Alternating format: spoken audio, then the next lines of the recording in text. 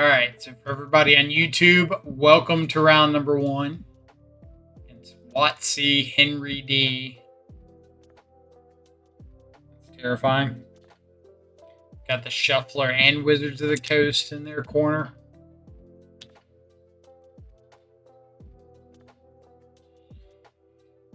Seems fine.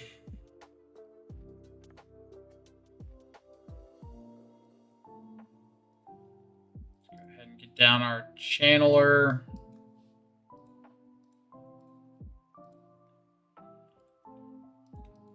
We've got creature sorcery to get in the yard pretty easily. Maybe channeler flips over delirium for traverse.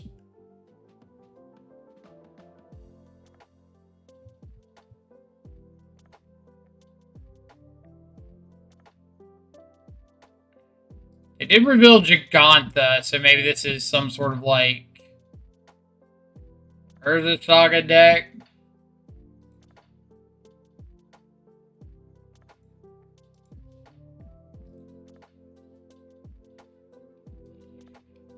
I don't really want a basic forest right here. Shoba Brawler. Okay, so it's just Zoo.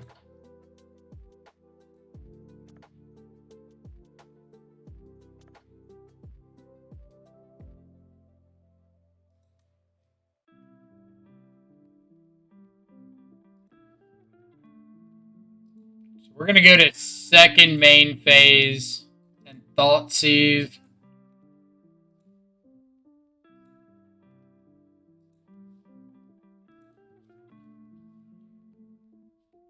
Right, Tribal Flames, Dramoka's Command. Got a Brawler.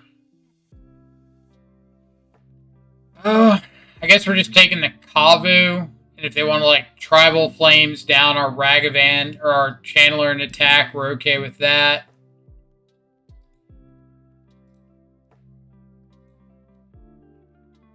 Go ahead and traverse for something. It's getting shuffled away, so it doesn't really matter too much. I think we're just going to get Scourge.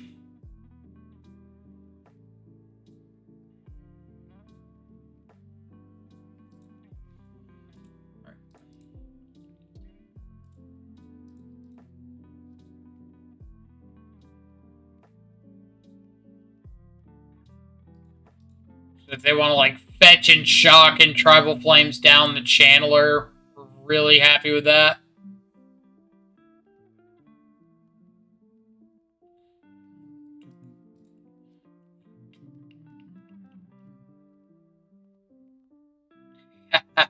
So close. So close. Yet so very, very far. Alright, Dash Ragavan, play Scourge. Seems good to me. Hope their one unknown draw wasn't a Lightning Bolt.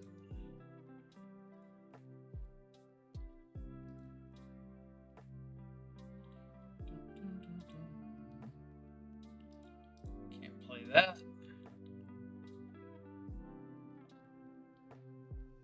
So I'm dead to double Tribal Flames regardless of what I do. So we're just going to try to make Scourge a little beefier.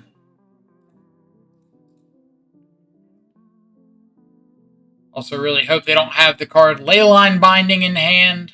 That would suck.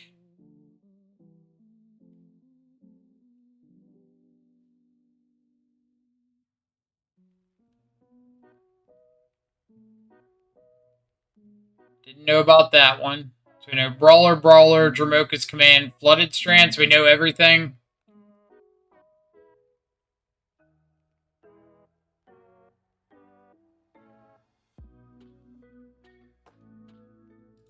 Brawler number 1. Brawler number 2.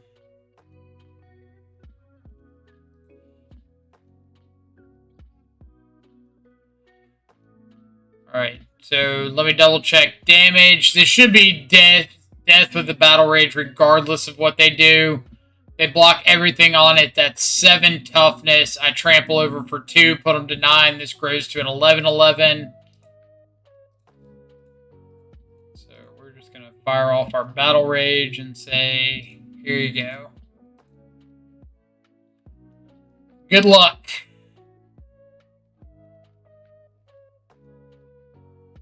Godspeed. Doesn't matter.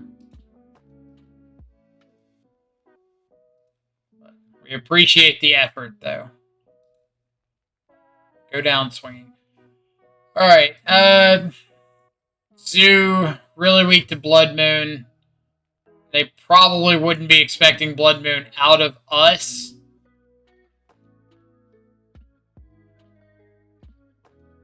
They could have Rest in Peace. Rest in Peace, Hidetsugu. Liberator also takes out Scion of Draco.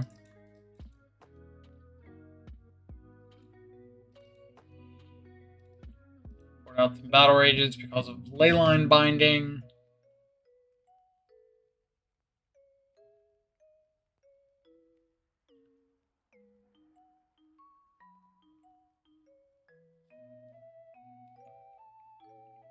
I don't want to go down like a Goyf. Between Kavu and Rest in Peace, I think my graveyard's going to be a little under duress.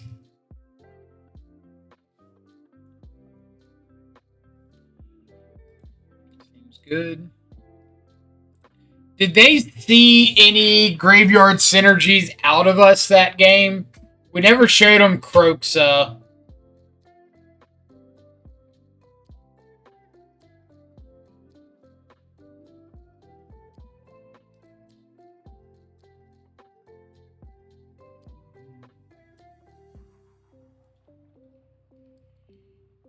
If I can go Stomping Ground, Channeler, I could go Swamp Dismember.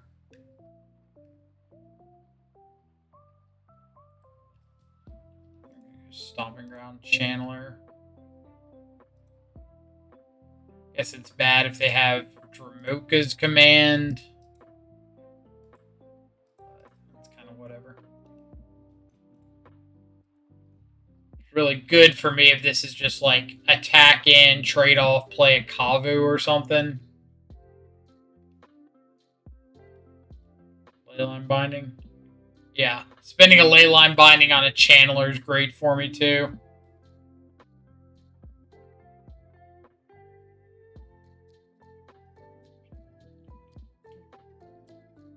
Thoughtseize is a little less great.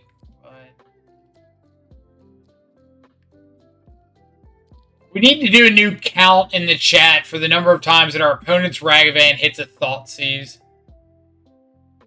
That would be a pretty high number.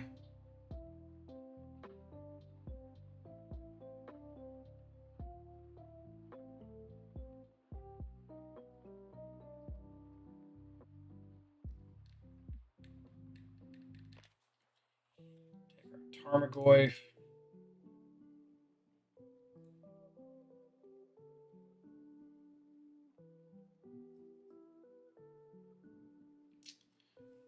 Interesting.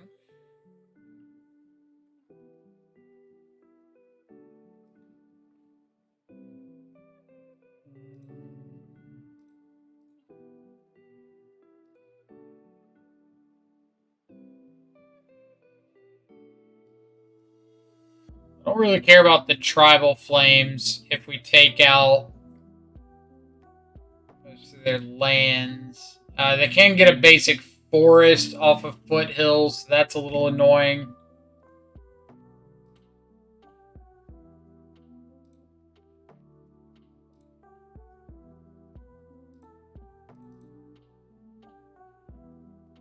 Might not go for the Blood Moon here. Really depends on what we draw into.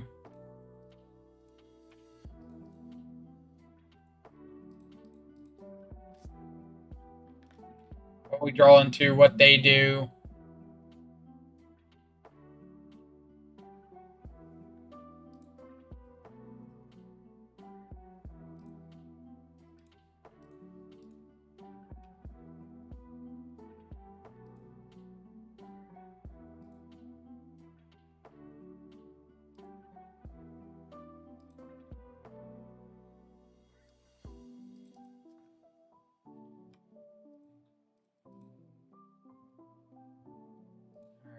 drew into another threat. I'm in a little bit of trouble.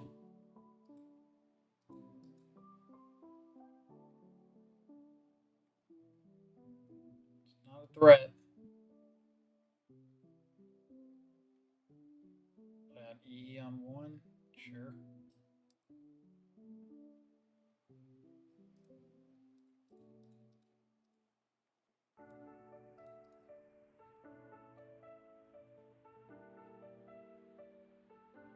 I can't get a basic forest off this.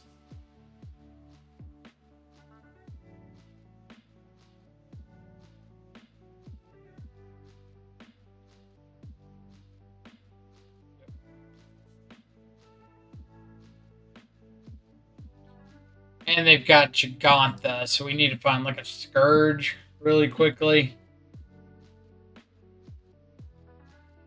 Or top deck a Ragavan. That works too.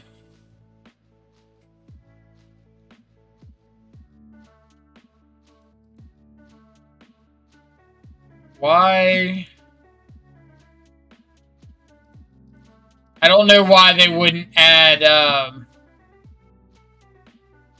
Gigantha there. Sure. Don't know if that's enough of a reason, but I guess.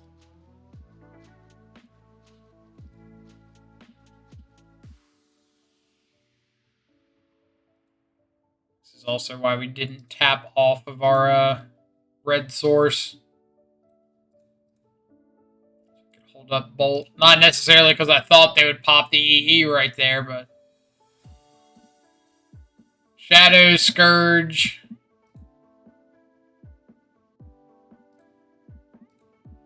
Terminate, I guess, is fine-ish.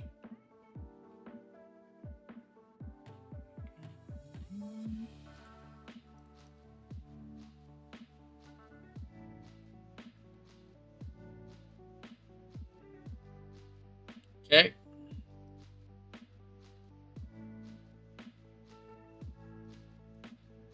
You. Dudes. Blood Moon's going to get a lot worse now that they know about it.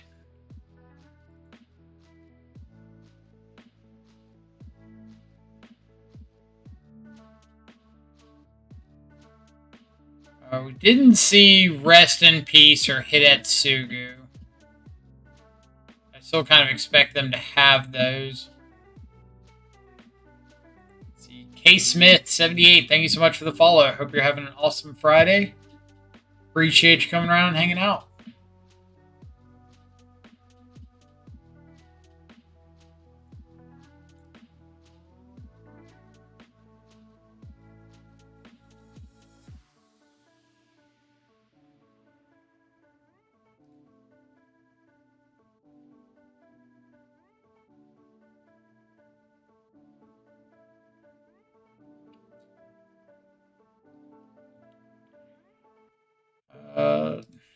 Alright. I'm going to rely on Bobble here. Might burn me, but...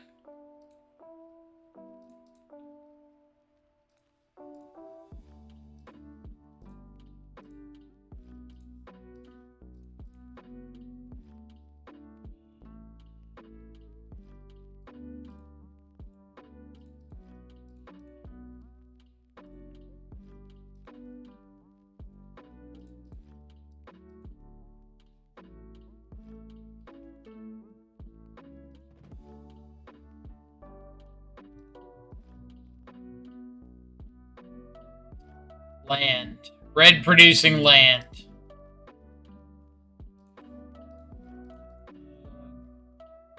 Could be worse.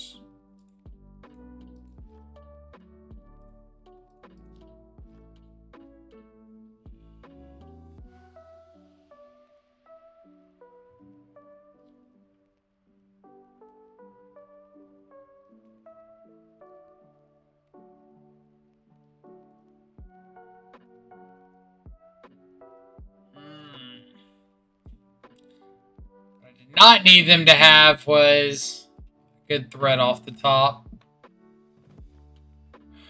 Yeah, I just have to kill you. We're very, very dead.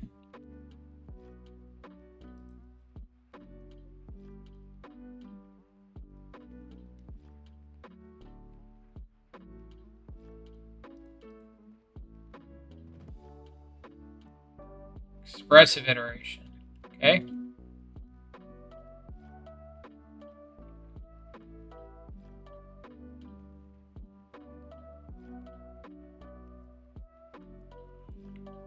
Yep. Can't do anything to beat the Scion. Can't draw an answer to the Scion and an answer to the Ragavan. Done in by the one-lander. Put my faith in Bobble. Was let down.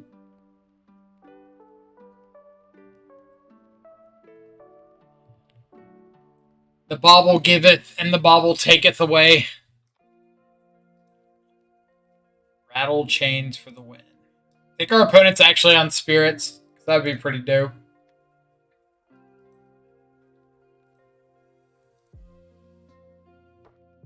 Like it says rattle chains for the wins. They kind of have to be. Why did the only Jun Shadow list I see recently has 4 TBR? Seems bad. I'm guessing that it's like a Swift Spear, Mutagenic, Become Immense list. If it's got 4 TBR.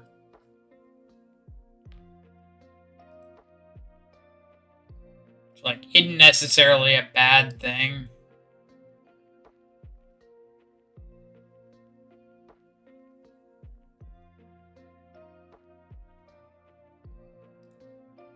Not my preferred way, but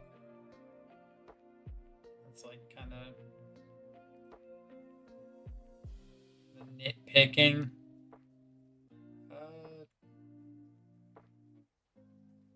Yeah, like they're just trying to be hyper aggressive.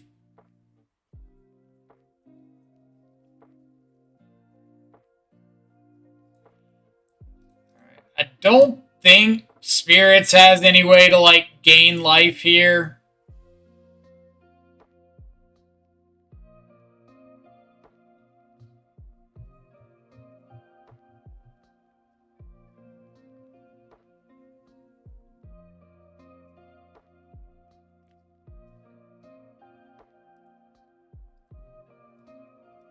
Guess joke's on me if they do.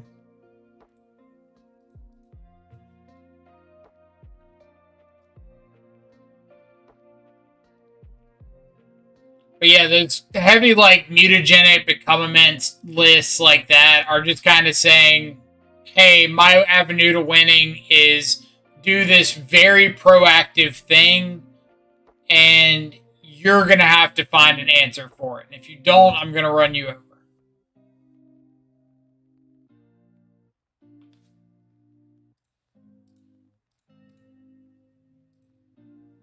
They do have Leyline binding up. This is Jeskai and then green and black. I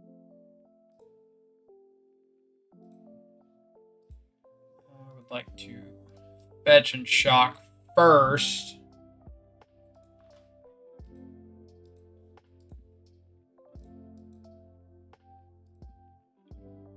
So I know I'm going to have my extra black source for shadow or whatever. Yep.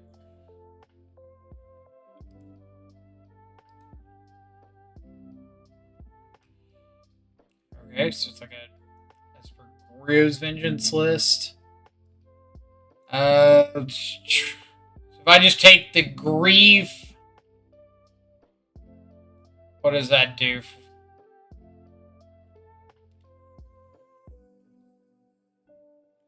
Can you Grief yourself, or is this only target opponent? Target opponent. Okay.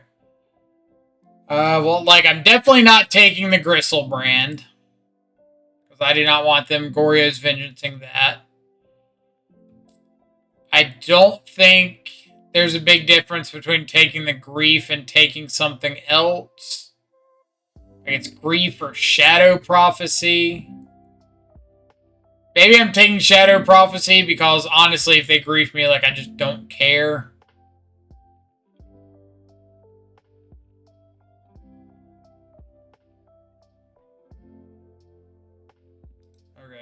Talk myself into it.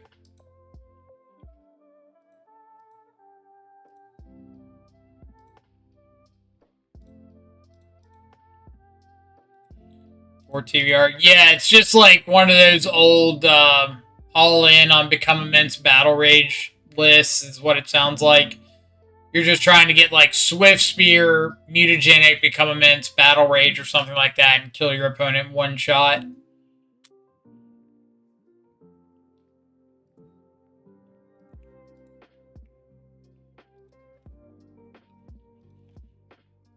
Alright, did you draw something to stay alive?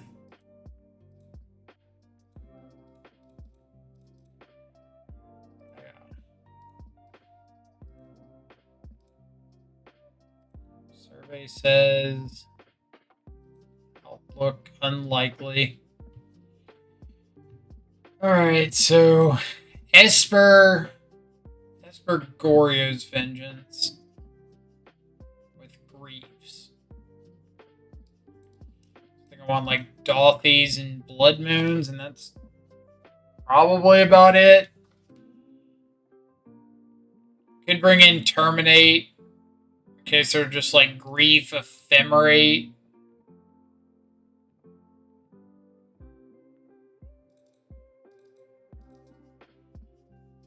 Do I think they're Grief Ephemerate?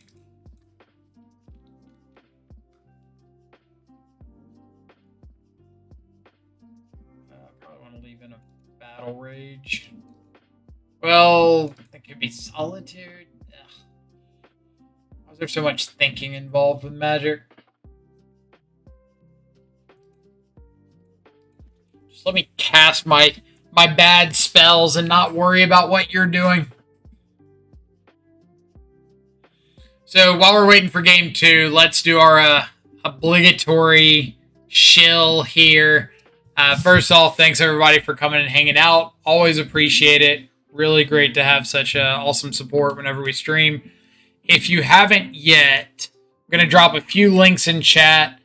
The first one is to our YouTube page. If you're ever wanting to see like this league, other leagues of Death Shadow content, and a few leagues here and there of non-Death Shadow content, then the YouTube channel is a really great place to check out.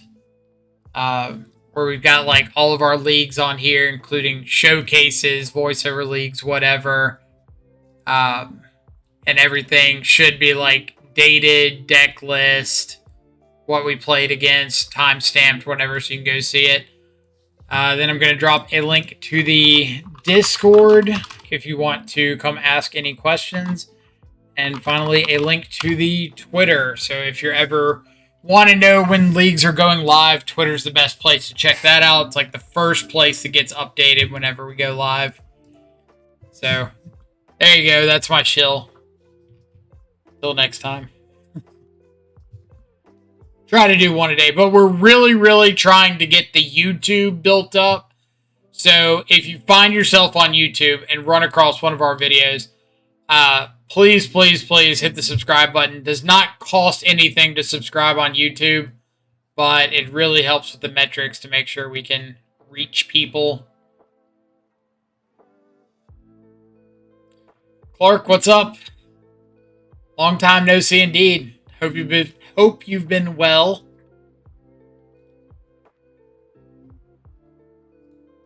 I'm gonna ephemerate this. Don't take my bauble. Don't do it.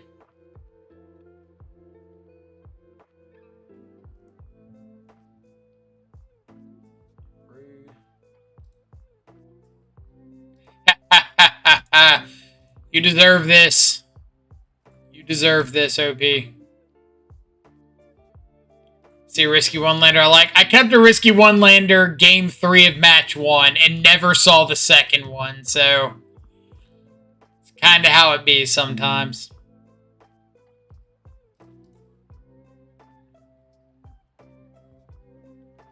These are some chunky goyfs.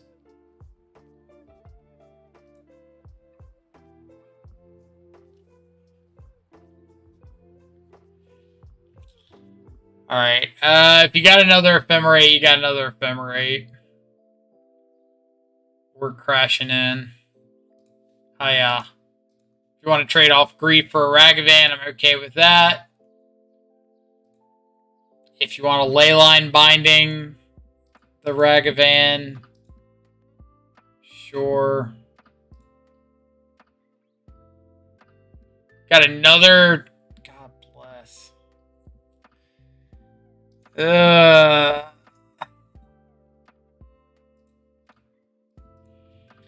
Alright. I'm going to play out one of these.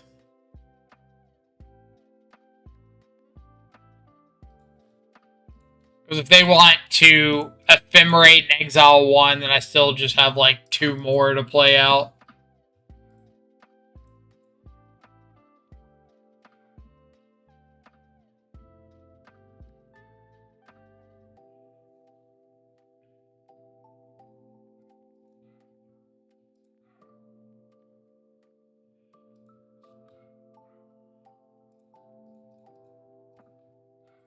Alright.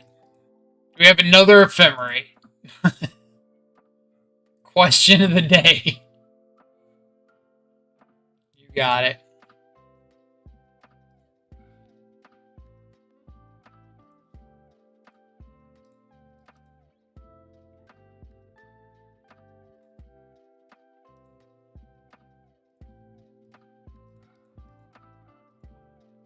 Oh, yeah.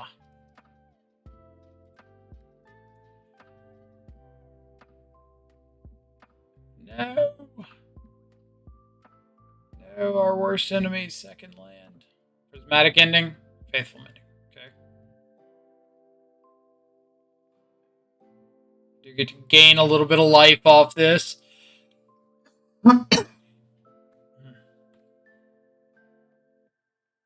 Ditching a Traxa, so I know we're going for a Thoughtseize here. Gave the YouTube a follow. Nice. I appreciate it. Thank you so much.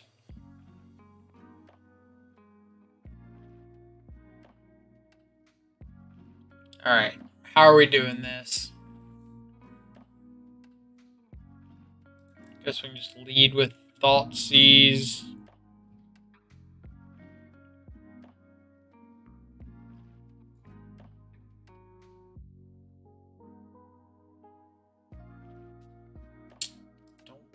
To have an Atraxa. It's nothing personal, it's just like whenever I look at an opponent and they've got an Atraxa, I'm like, I wish you didn't have an Atraxa. Alright, so they got to trade off something here. Go up to 15, take 10, go to 5. They've got Leyline Binding, Unknown. They do need a 3rd land to be able to Leyline Binding. So that's kind of nice. Alright. Easy. Easy-ish. Maybe they drew another Leyline Binding.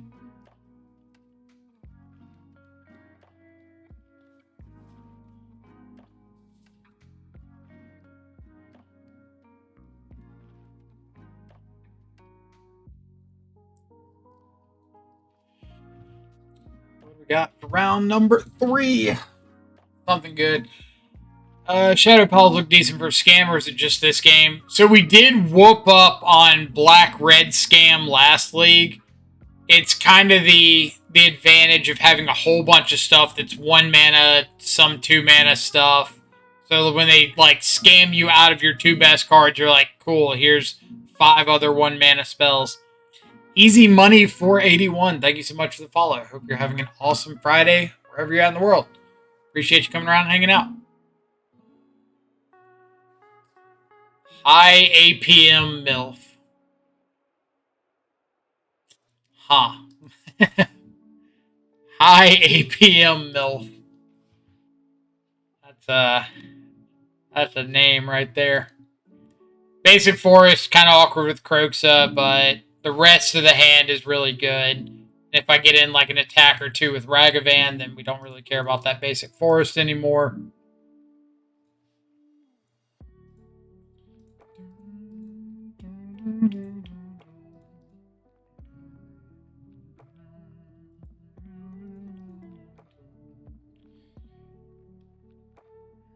board for sure. Kind of an impressive thing to advertise on a Magic Online game. Midnight. Got the 8, or are we holding up a blacksmith skill?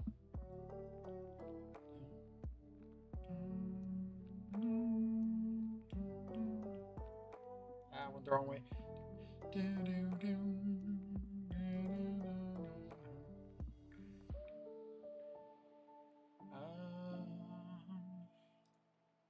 See what you got going on. See if I want to trade off. Got a Saga, Ornithopter, Hammer.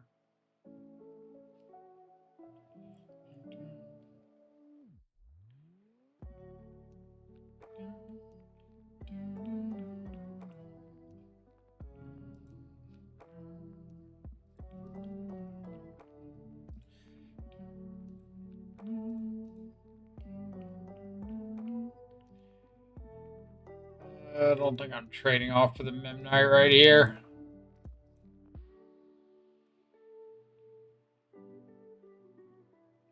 See, to me, Croxa is more dubious than the Forest, but it's still great when good. I'd not play it when your deck requires non-red or non-black basic, though.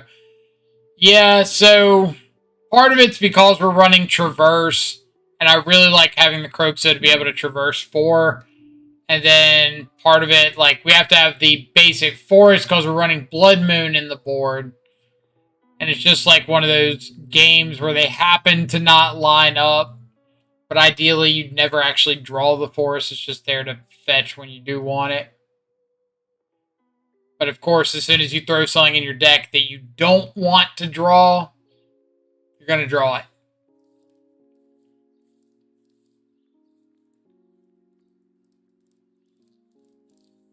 Oh, man. Top deck the Aid.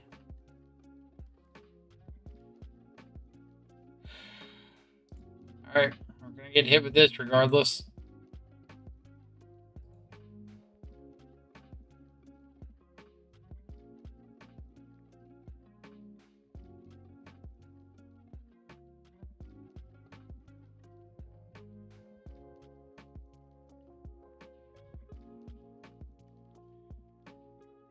So, yeah, we're just kind of dead on board. Because they can go Silent Clearing, Stoneforge, go get a Shadow Spear and attack in. So our out is kill the Ornithopter, hit them, and exile the Shadow Spear.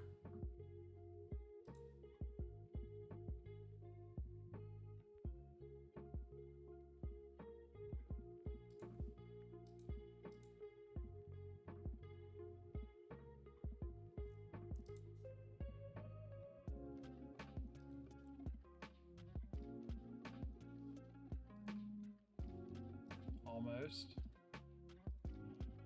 Get out here. I guess there's always the out of maybe they like think we've got Abrupt Decay.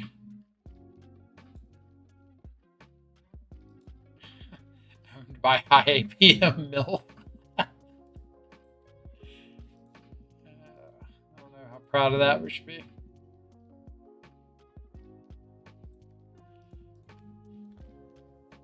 If they see the line of Stoneforge for Shadow Sphere. Like, I guess holding up black-green, there's always the possibility that I've got Abrupt Decay.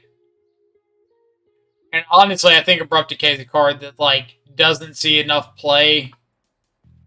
But it really got hit hard when Leyline Binding got introduced. Now there's, like, very little reason to play Abrupt Decay over just about any other option.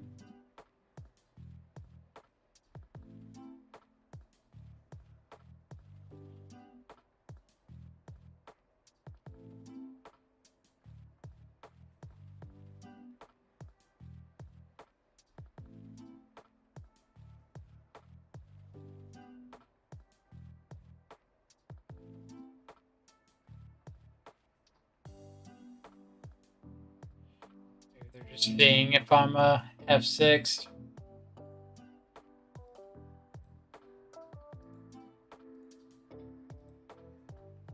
Auto yield. Can I even like click this? I say I could have like a fatal push here that makes this really awkward. Alright, so Liberators, terminate, EE. Some amount of Blood Moon effects. Ancient Grudge, board out some Wraiths, board out some Thought Seizes, some Ragiolis. Crooks is kind of awkward. Kind of fine cutting one of those. I'll just board out like one more Thoughtseize. Now board back in a Thoughtseize over a Ragavan on the draw. We really want to hit Sanctifier on Vec.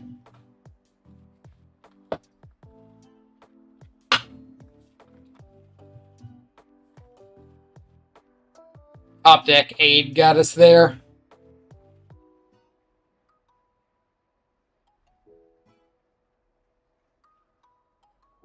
I don't think our hand was beating a Sigarda's Aid at any point, but obviously top decking it when we're tapped off of Lightning Bolt's even worse.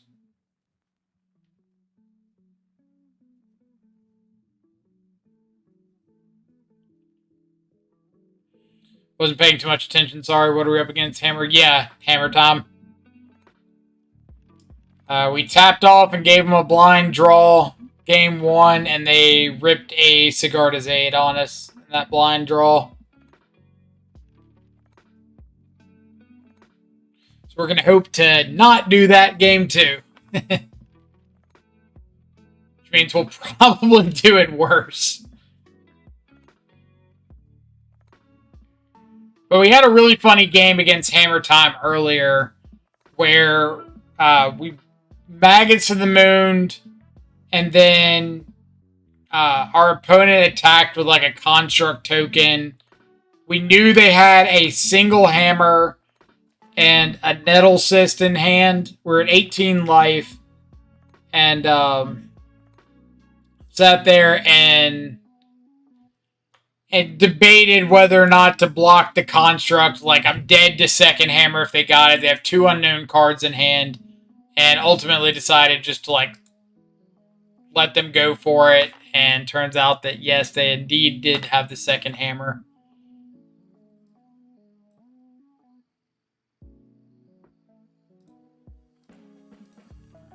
Here's a channeler.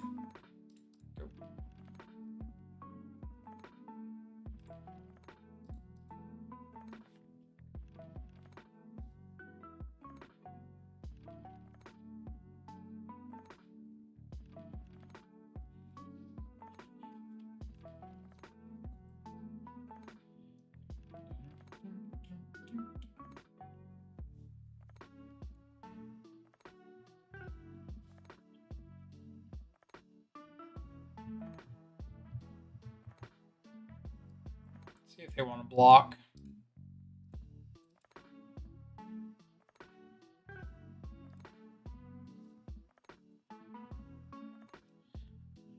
All right. Option number 1. We play out Goyf and say go. Option number 2. We play out EE on 0 and say go. Option number 3. We play out Scourge and say go. Option number 4. We main phase the Ancient Grudge.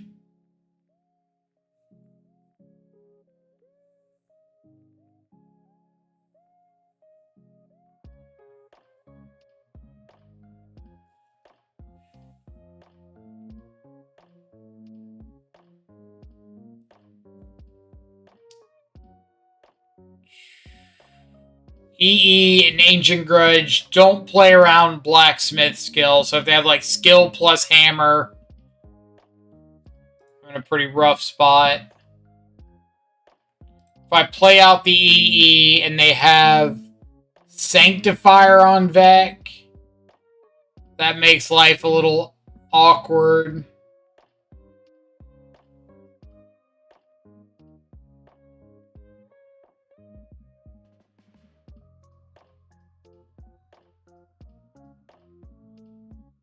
So maybe it's just Swamp Tarmogoyf. If they play Sanctifier, means they're not doing anything with Memnite, and I can like play EE later. If they hammer up a Memnite.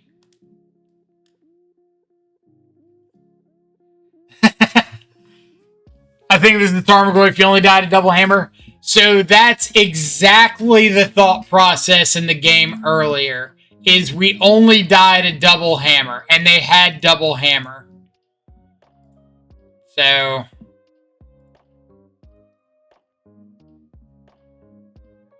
playing like a dangerous game of odds here.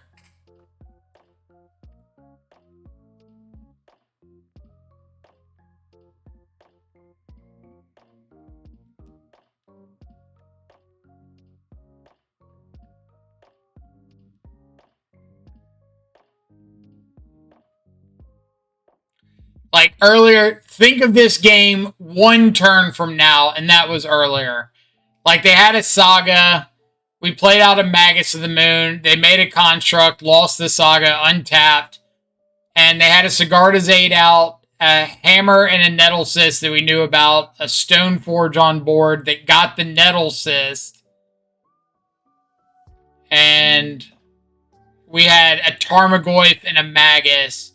And they attacked in with like a construct. And we were like, all right, well, we take 16 if they just hammer plus Nettle Cyst. And we untap with Ancient Grudge. And like a Magus out and a Tarmogoyf. And sure enough, they had the second hammer. 0 drop, aid, 2 lands, 2 hammers, 6 cards out of 8 combo. So what happens? It would be at a 10, right? Or it'd be at a 9, because 2 draw steps. I don't think they mulliganed. They were on the draw. Yeah. 6 out of 9.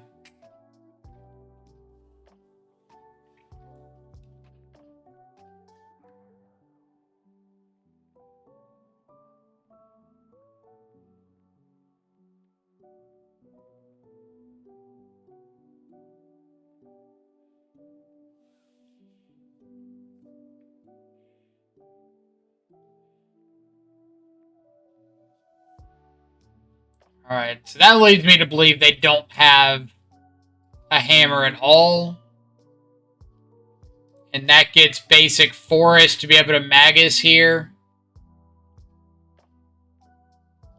Which I think is what I want to do, because it stops Sanctifier. It also stops Sigarda's Aids off the top.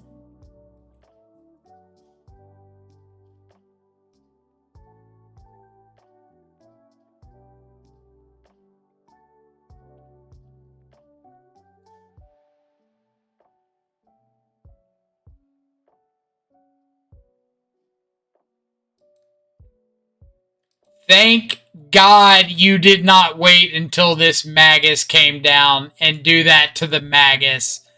That would have sucked.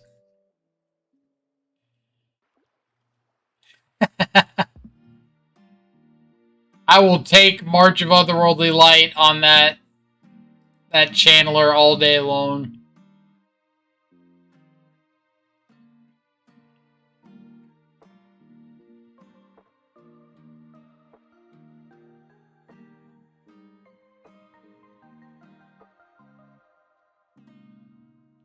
So like next turn I can Grudge on 1, hold up, or EE on 1, hold up Grudge or something.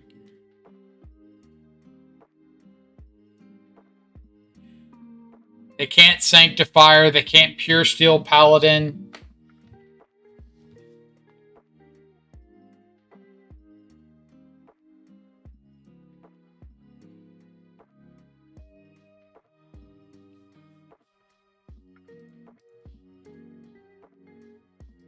Alright.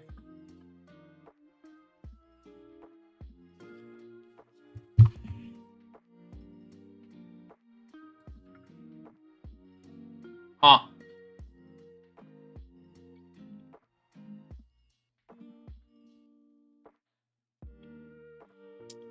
Well.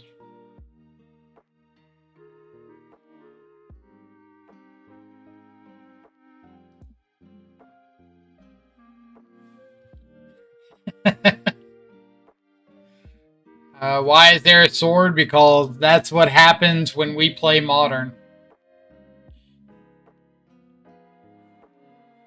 I don't mind them having... Yeah. There's like no reason to block there. I don't mind them having a Sword of Fire and Ice. Personally. I think the card's like very reasonable, even though your matchup against Murktide is like already favorable. So you don't really need it.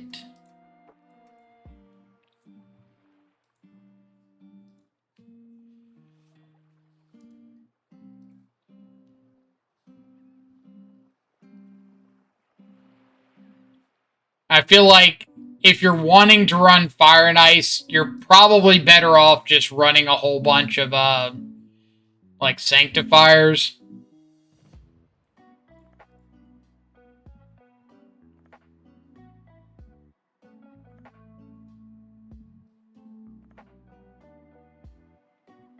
Blood Moon and Shadow? I don't see a Blood Moon. Where's there a Blood Moon? I must be missing it somewhere. Oh, I see a Magus of the Moon. I don't see a Blood Moon.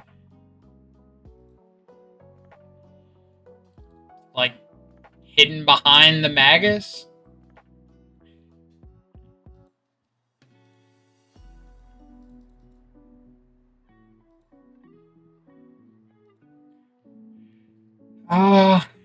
What do we think about Scourge plus EE on 1? Or do I have to just, like, save this EE for 2 to take out a Sanctifier? Especially now that they've got second white source.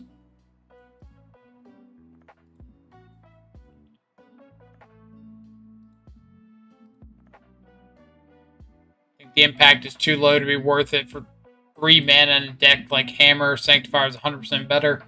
I mean, I agree Sanctifier is better. Like, I think the matchups that you want Sanctifier against, that card is just, like, nutty. The matchup just becomes find a way to strap up a Sanctifier with literally any equipment and you run away with it.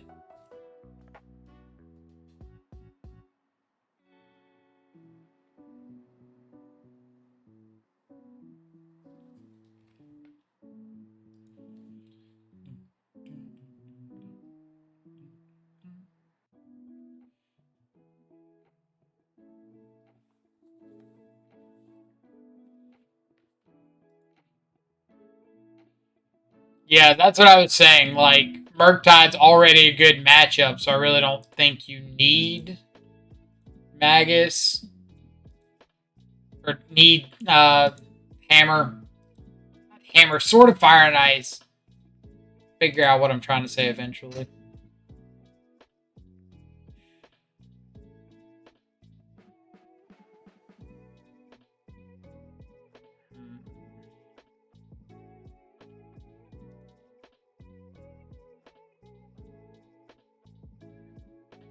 Am I offering up the trade of this Magus and the Paladin?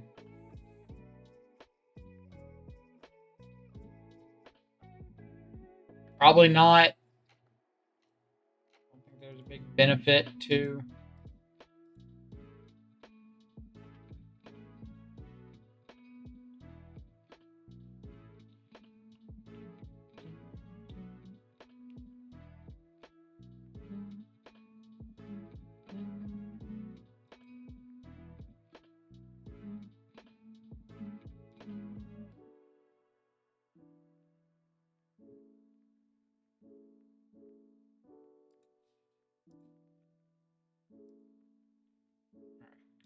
that out of here. Some decks just mold a Sanctifier. It seems like my burn opponents do. I know they don't actually, but If I had like a number of times my burn opponent had turn 2 Sanctifier gauge, it would be pretty high up on the frequency chart.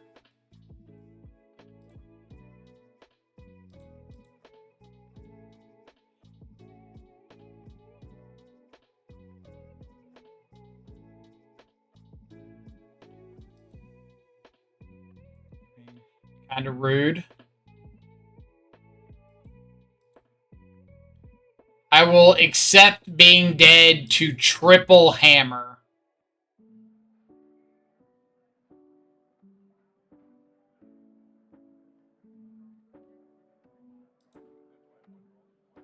I guess it doesn't even have to be triple hammer now. It can be blacksmith skill plus another hammer.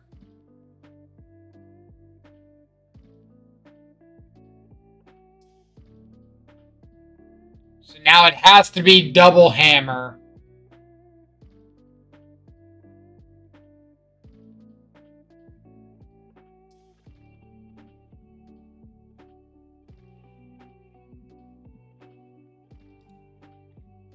No blocks.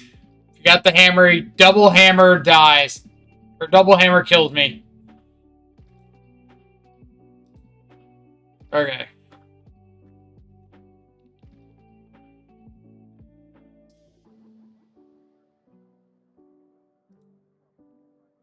And now...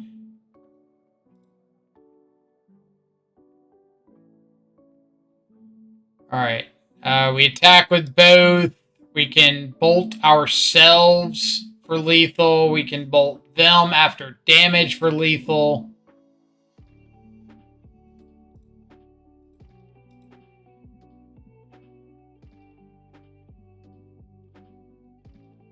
I mean, I guess I could like flash in a nettle cyst.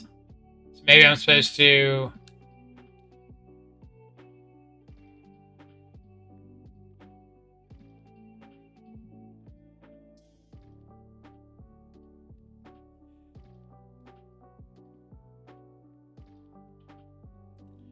March of Otherworldly Light.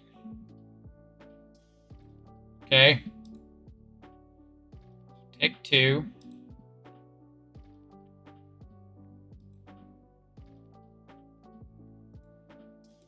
Yeah, I think we're going Goy Pass.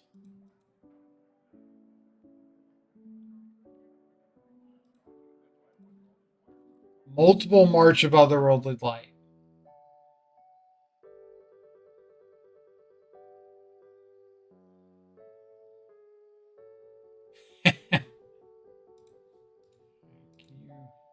Please stop that.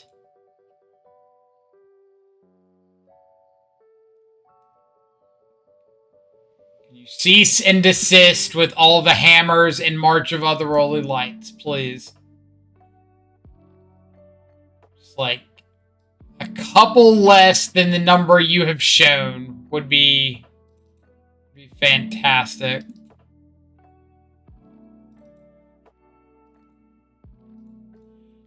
Bring in some extra thought seasons on the draw because I want answers to Sanctifier on Vec.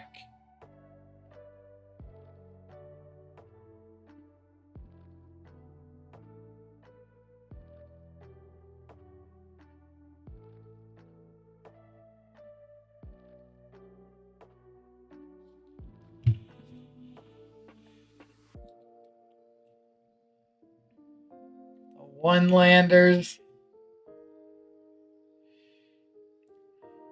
I gotta throw it back, right?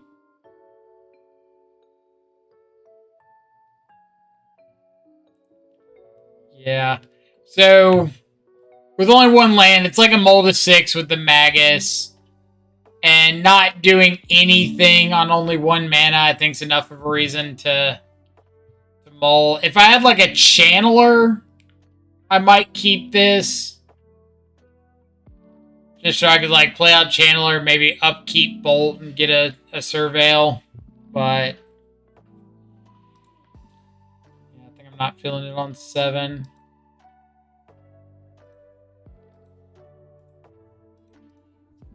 This is not very good either.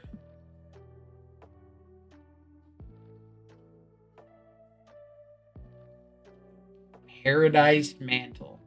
Okay. How about like a bolt off the top?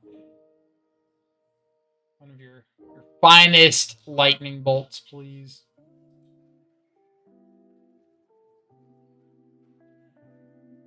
Not quite. Let's go. Blood Crypt, Channeler, Mishra's Bauble. This is basically Splinter Twin.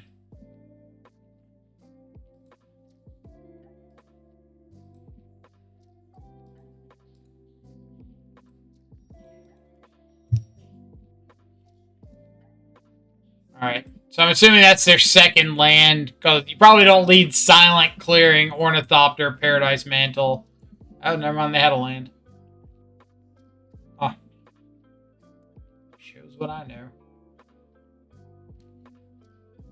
Okay.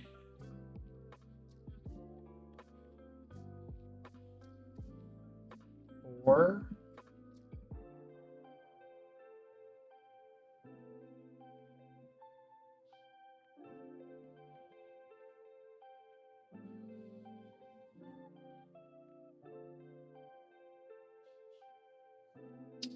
Sophie.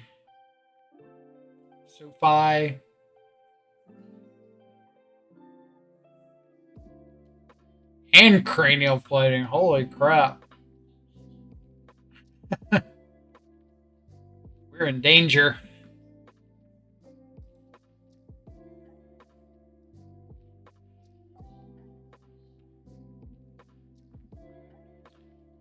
So my vote is for terminate this Ornithopter. It's not flashy, but I get a mana source off the board. I get a Channeler trigger. I can't play out Shadow this turn anyway. Maybe I can find like an Ancient Grudge.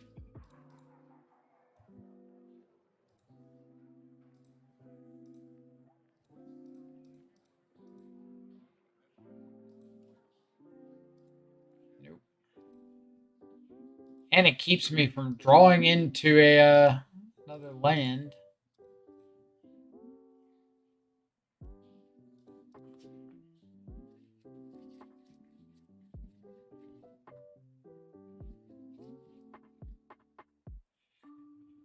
Okay, big draw step.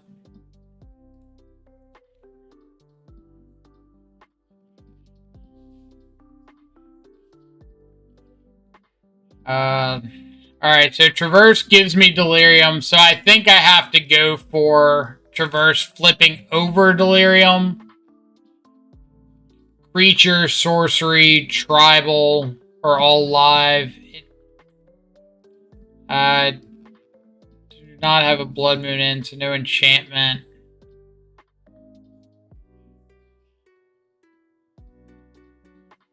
Yeah, I think I have to.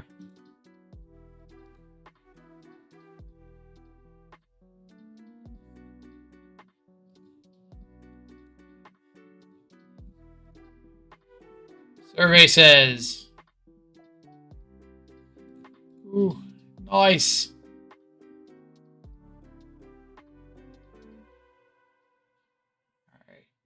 Alright. Just get another Shadow.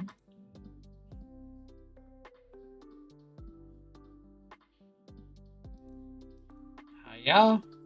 Saved by the Darcy indeed. The Darcy giveth and the Darcy taketh away.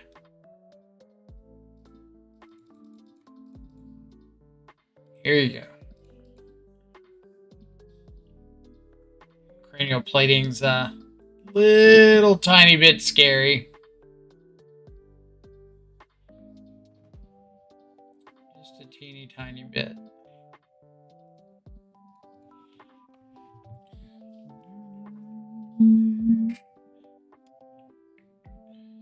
I guess the real question is, does our opponent have a copy of Pure Steel Paladin in hand?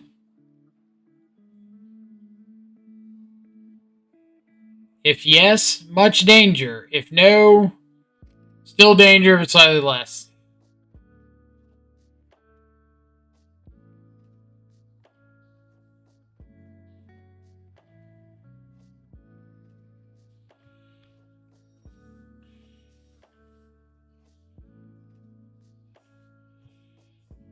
Okay. Honestly, make a construct probably the least scary of the options available.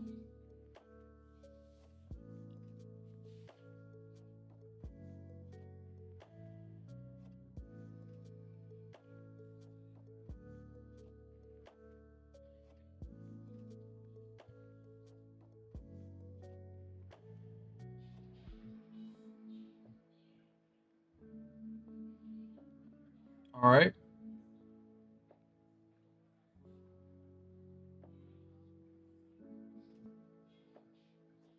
Yeah, pretty confident he's got no paladin.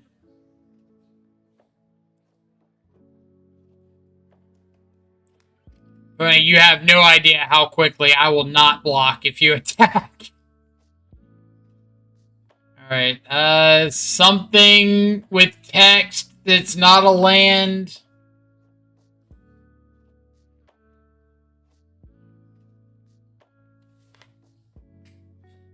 There is a god. There is a god. Okay.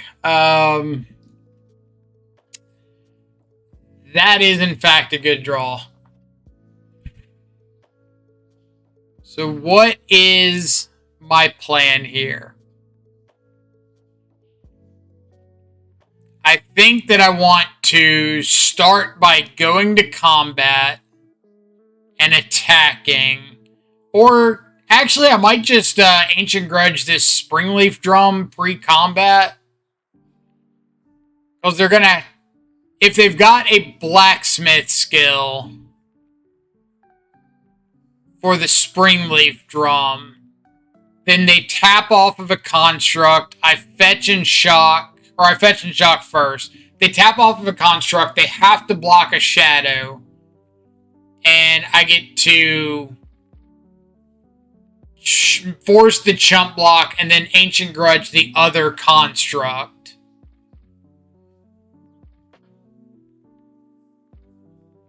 I'm at 8. Yes, that would be...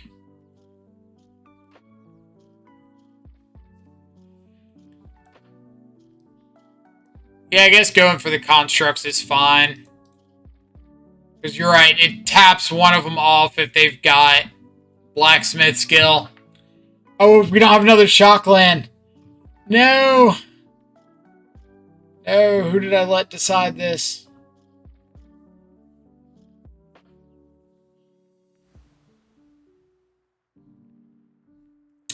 Did dump the blood crypt.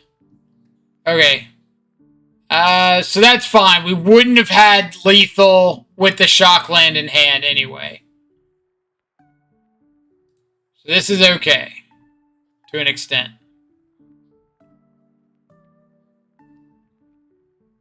To a minor extent. Now, are we attacking with the shadows?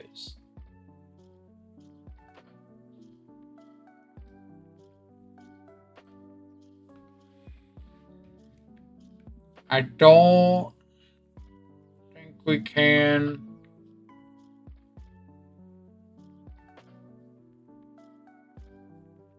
I think we just attack with Chandler and pass. The problem with Ancient Grudge first is if they do have like a blacksmith skill, then we can't attack anyway.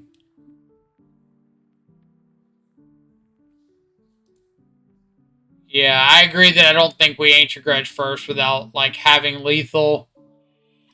XJ Cloud, thank you so much for the raid. Hope you had an awesome stream. Greatly appreciate it. For everybody coming over from the raid, my name's Michael, or Control Freak on Magic Online. Play a whole lot of Death Shadow, so of course that's what we're doing here today. Trying to fight back against some hammer here.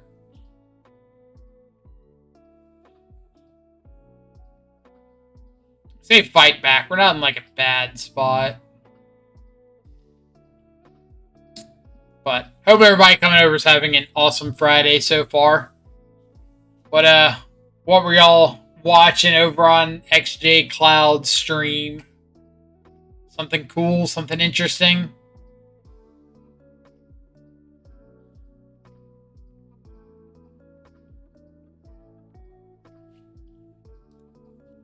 Alright. I think we just say go.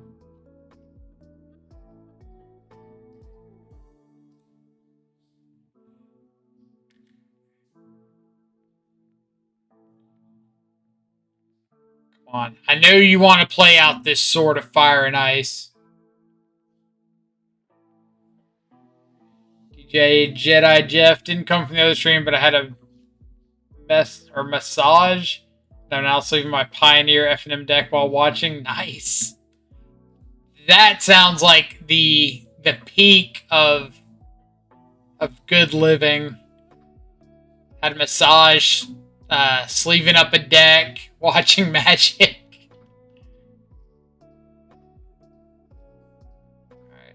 I don't think Esper Sentinel changes anything. They could, like, instant speed this cranial plating, so that's kind of fun.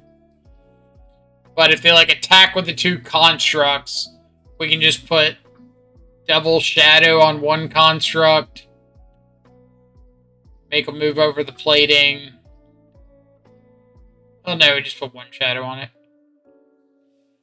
Living the dream while wife is skiing with our son.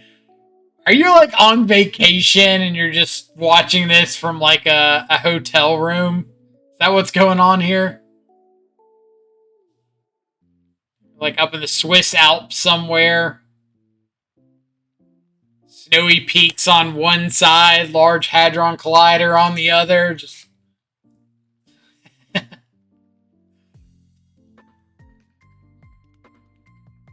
live in Illinois and they drove up to Wisconsin for the weekend. A large amount less of Large Hadron Colliders in Illinois, from what I hear. I kind of want to see if we can bait them into, like, attack. We block 1, and they're like, throw the cranial plating on the other at instant speed. And we're like, Kind of looks like what's happening here.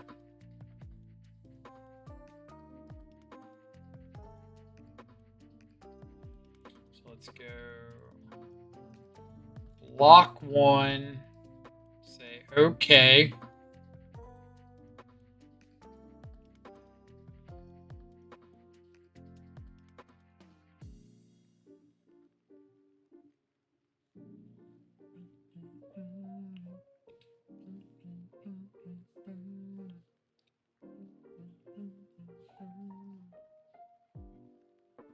They're dead on the crackback here, right? Yes. More likely.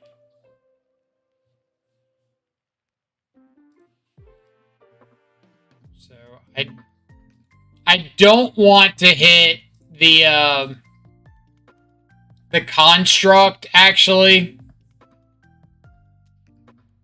because if the plating takes 6, right? Way to get ahead of me there.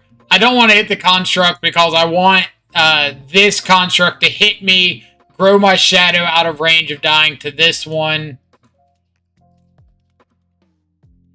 Now, obviously, if they blacksmith skill, we're going to be killing a construct, but...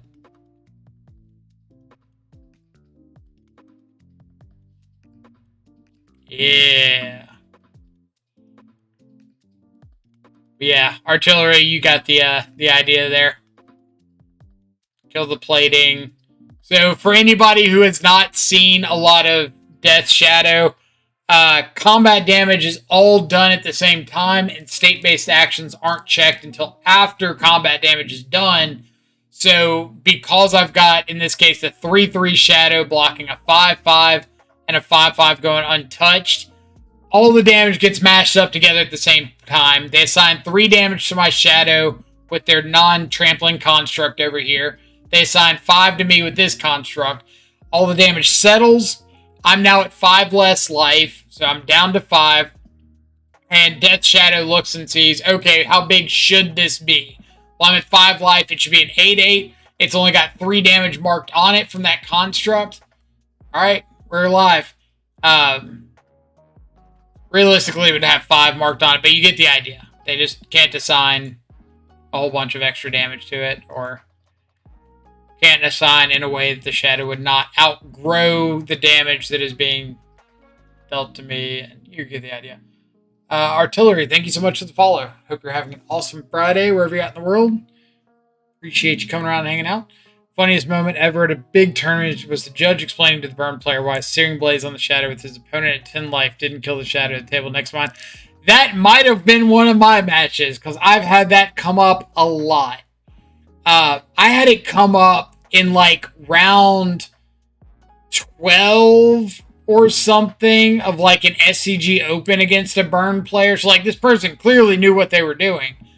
And they left in Searing Blaze game 2. And I was like, he does not know how this works. I'm at 11 life. I play out a shadow. And he untaps. And sure enough, just like windmill slams the Searing Blaze. And I go and change my life total. And he's like, go. And I untap. And he's like, the shadow's dead. And I'm like, Judge. Let's talk about the ways that that's not accurate. Oh, man. Opponent's mold to 5. We're going to 5. Our 5 looks decent. Yeah, just trying to explain to somebody why the shadow's not dead is always an interesting conversation, because I've gotten to the point where when I deal with that question, I just start off everything with like, the shadow lives, you don't have to trust me, we can go ahead and call a judge over here, because no matter what I say, like you're not just going to take my word for it. I kind of want to throw back Shadow Traverse. Have like Ragavan, backup Ragavan. The fact that Shadow grows because of state-based action checks is weird though, but super cool at the same time. It is super cool. But when you're trying to explain it to somebody and you're like, okay, so your spell is gonna resolve and it's gonna deal damage to the shadow at the same time it deals damage to me. So the next time we go to look at anything, shadow's going to be bigger. And they're like, that doesn't make any sense. And you're like, you're right. All over a judge. I'm not trying to screw you over.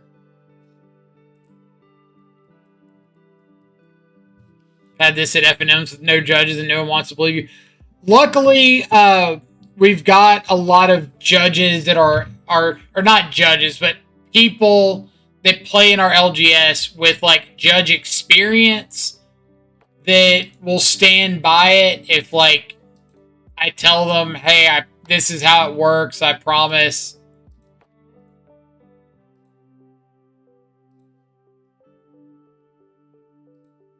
Alright, so we got 1, 2, 3, and this costs 1, 2, 8.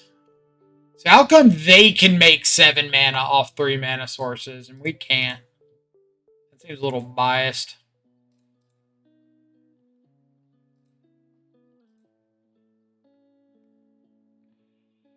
Used to weird things like that. I wonder why there isn't a competitive Shadow deck in Historic. Oh, they just rip Tron. Yuck. So we actually made it up the ladder with Historic Grixis Shadow like a few months ago, maybe in like November, and had a really fun time with it.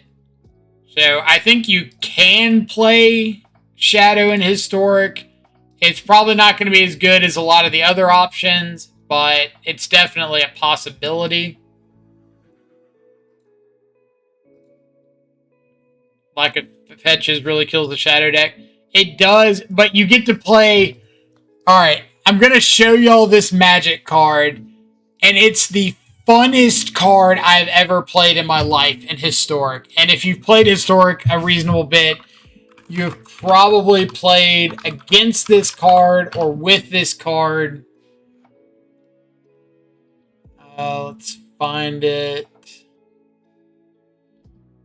There's like 7 versions of it, and if I say that, you immediately might know what card I'm talking about. So I gotta find the right one because the alchemy version is different from the other versions.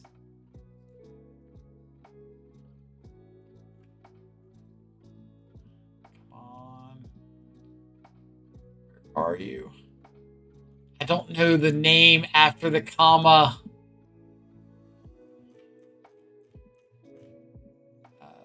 Does historic have alchemy stuff? Yes. Come on, you gotta have the actual card on here. Alright, so that's the actual card. This dude. Shadowheart. Shadowheart Sharon Cleric. This is the most fun card I've ever played in my life. So it's a 2/2 that at the beginning of your end step pings both players. And if you have 13 life or less, you can pay 2, discard a card either with a color identity or a basic land type and transform it into like one of these other options. And the options are insane, especially the blue one. It's like, hey, at the beginning of each end step, it pings everybody. Whenever I lose life, I draw a card. So like Thoughtseize you, draw a card. Play my shock land, draw a card. Ping myself off my pain land, draw a card. End of turn, ping us both, draw a card. Like, it gets so out of hand so quickly. And we ended up making it up the mythic ladder to like top 50 mythic with Grixis Shadow with Shadow Hearts. And it was kind of a blast. I was pleasantly surprised with the format. Alright, so I know my opponent can Expedition Map, go get a Blast Zone, wipe like my entire board here. I know it. I have no other plays. I'm not winning this game by just like sitting here and letting them pick up Karn on my hand. So I've got to make them do it. As soon as they do it, we can move on to the next game. Your historic shadow list anywhere? I used to have them up on the Control Freak Discord. If they're still there or not, I'm not sure. Let's see. But if we go down here to historic, got some chatting going on. People talking about Death Shadow and historic. That's a little old. But yeah, this was when we were making our run, like Shadow Hearts, Expressive Iterations, Ledger Shredders, like modern Shadow. Honestly, a hot take, when I was making this run with Grixis Shadow, I had 10 times more fun playing this in Historic than I was having playing modern Death Shadow at the time. Like, so many of the cards are almost identical. It's insane.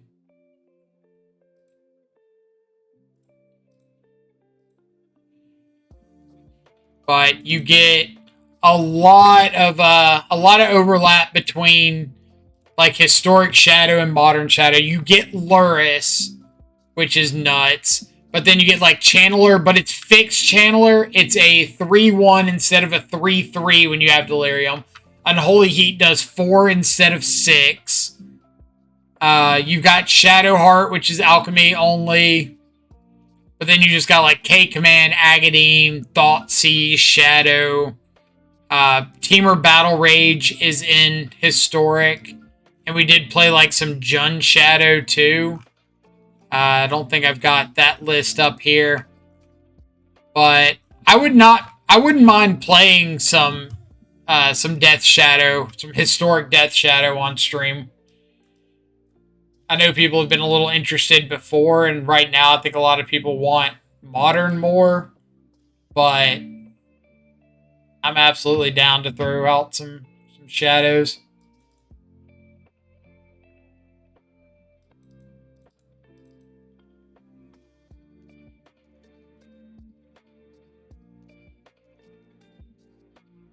Haven't seen a playable Jund historic list. Like, the list that I've got on Goldfish right now, I have not not on Goldfish, on Arena, I have not updated since like October or something.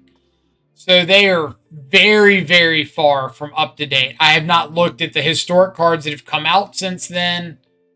I don't know what the historic meta looks like.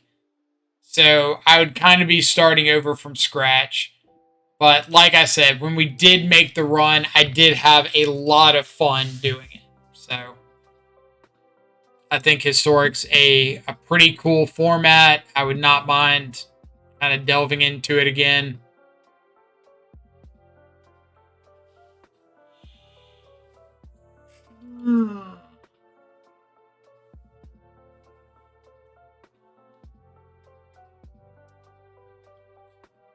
What do we think? 1, 2, 3, 4, 5. Wraith. Oh, I would 100% keep this on the draw. We have to hit 2 straight lands to go like Thoughtseize into Goy for Shadow into Blood Moon. If I ship it, I could maybe find like a Ragavan hand into a Moon.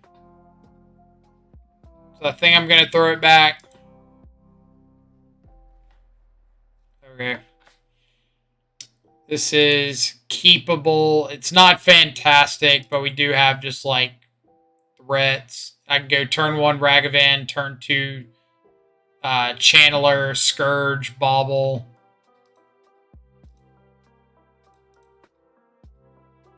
Oh, if I had a second land, I'm keeping that hand all day long. Because, like, turn 1, Thoughtseize, turn 2, Tarmogoyf. That's phenomenal by itself. Like, that'll win you a lot of games of Magic.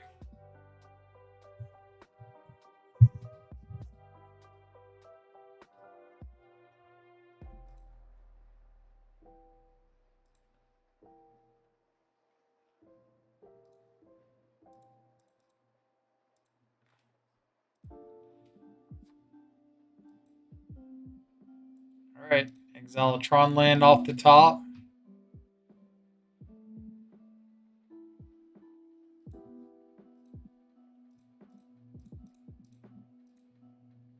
I remember Luris Grixis control, I'd mold a 4 for Ragavan versus Tron, it would pay off. Yeah, Ragavan's very, very solid in the matchup, for sure. Okay. So, Battle Rage action. Assuming they've got natural Tron.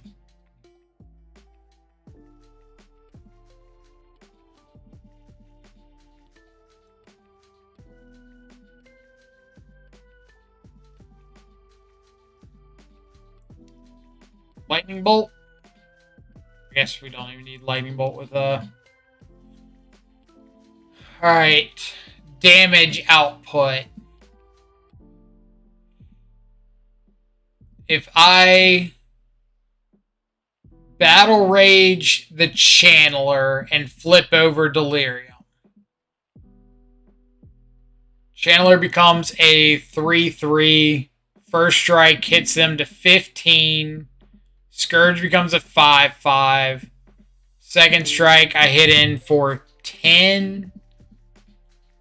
Put them down to 5.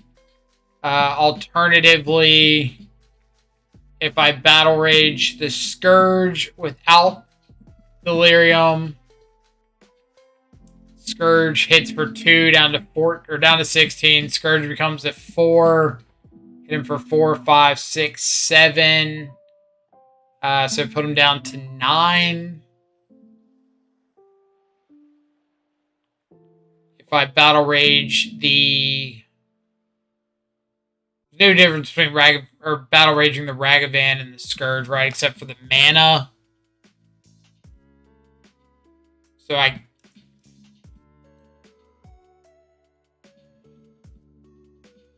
think I just hit them and don't... Alright, so my concern is if my opponent has Karn for bridge, then I get into a situation where I might not be able to attack with the Scourge next turn. So I kind of want to do like as much damage as I possibly can this turn.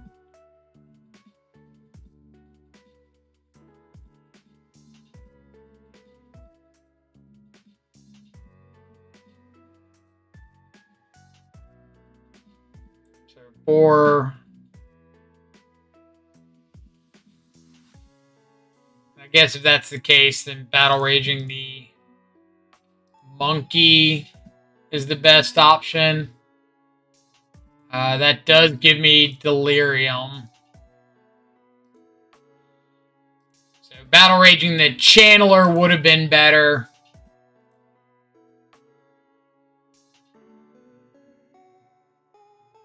It would have been 2 more points of damage, which could actually matter if my opponent's got a bridge here.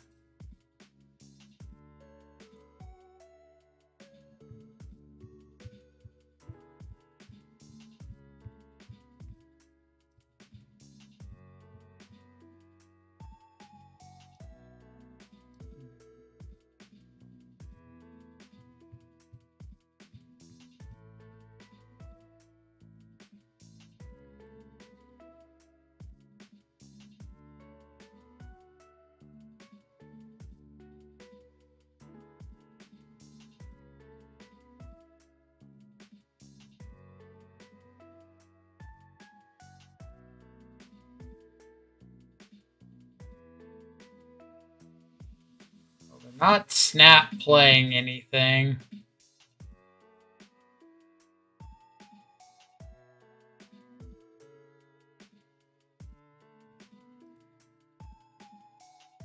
This just Drag Tusk, or is this a Worm Coil?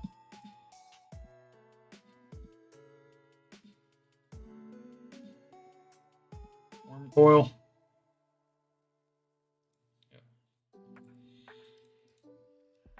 All right.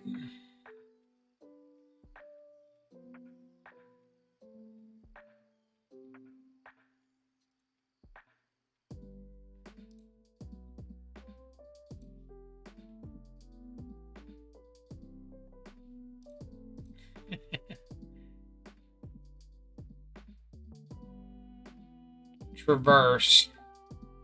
Traverse can get me an Outland Liberator. So I can, like, attack with everything, stack the Liberator, kill the Worm Coil.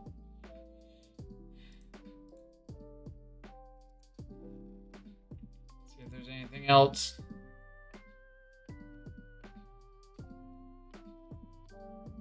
Could also give me a Dolphy so I could attack in. They don't get the tokens, but that's probably whatever. Got more Dolphy I can get. Oh, Magus. I forgot about Magus. How did I forget about Magus? That seems like way better, right? Because I can just, like, attack with Channeler and pass? Yeah, let's get that one. Let's get the one that just, like, ends the game on the spot. One we forgot was in the sideboard. And I didn't forget. Y'all forgot.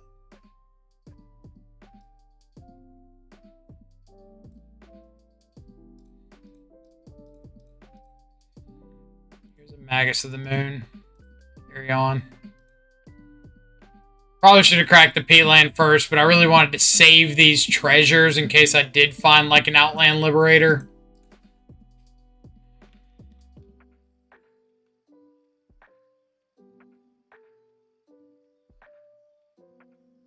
Can't dismember it. I guess I can EE on one. Why do you have EE in the deck in your Tron deck?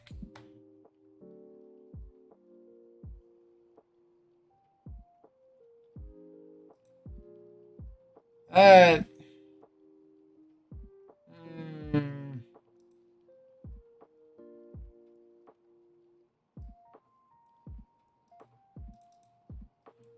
EE. Like, I don't really agree with having EE in your Tron deck, even in the sideboard. But regardless of that, why is it in the deck and not like a Karn target?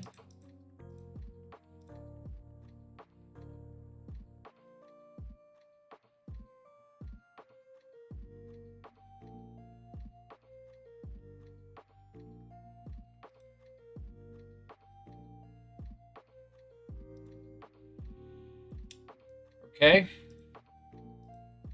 Battle Rage off the top.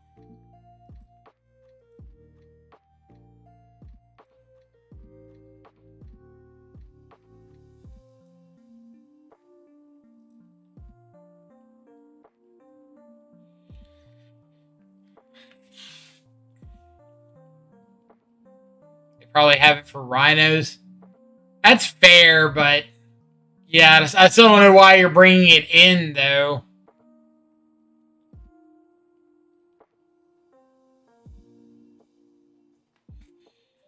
I could attack with the Scourge, get this Worm Coil off the board.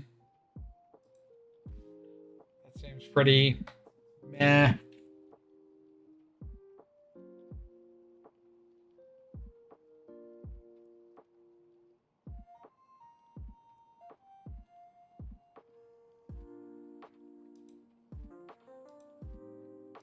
Maybe I'm supposed to, so that when they O-Stone, they blow up their worm tokens as well.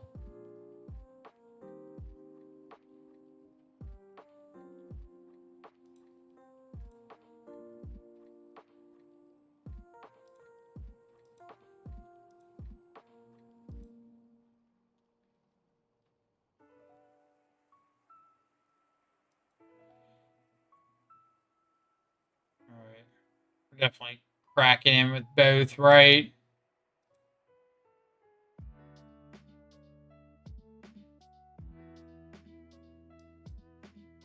Thanks for the stream, heading to F&M now. No problem at all. As always, appreciate you coming and hanging out.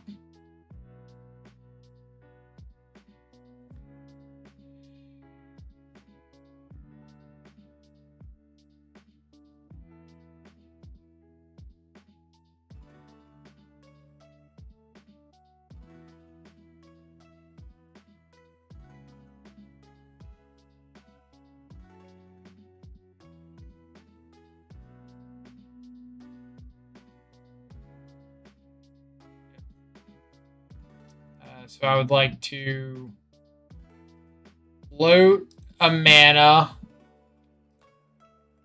float or whatever. O-Stone resolves.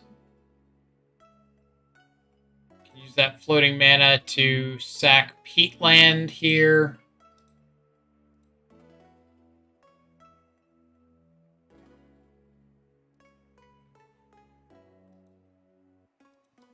No, don't click through. Stupid game.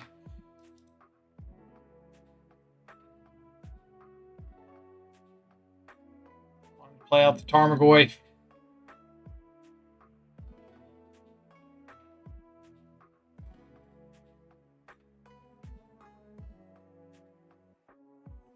Just got a Sundering Titan. Sure. GG indeed. Unless we top deck a Shadow.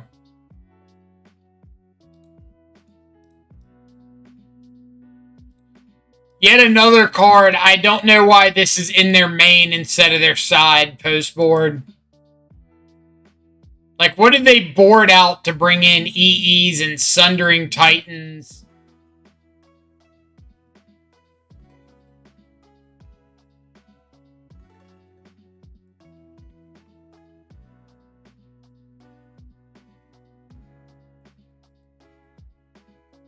Karn? Like, 7 mana Karn? I feel like I'd rather have Karn than have a Sundering Titan. Like in the main deck. They boarded out 4-mana Karn. 4-mana Karn's so good. Like, I'm always terrified of 4-mana card.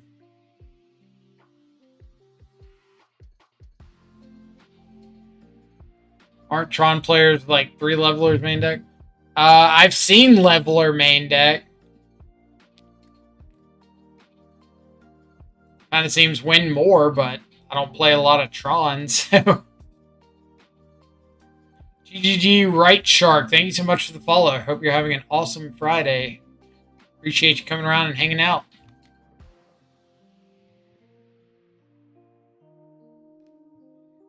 Yeah, I have seen leveler in the main.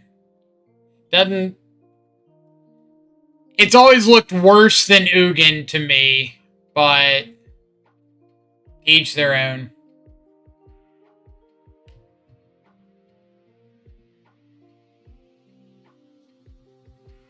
I guess if the thought process is like, this is better than Ulamog, then sure.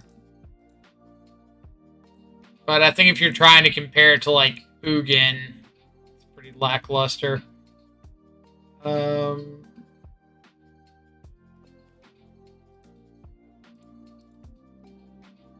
Show me the burn. Not burn.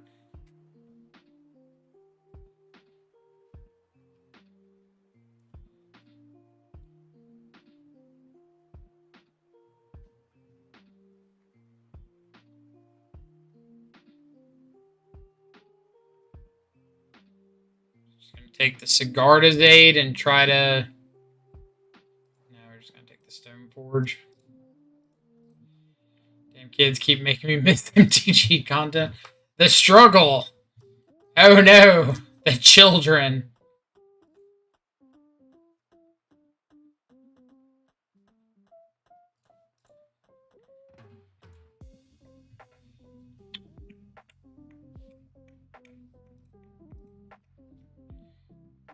Get Cityscape Leveler with Sanctum of Ugin.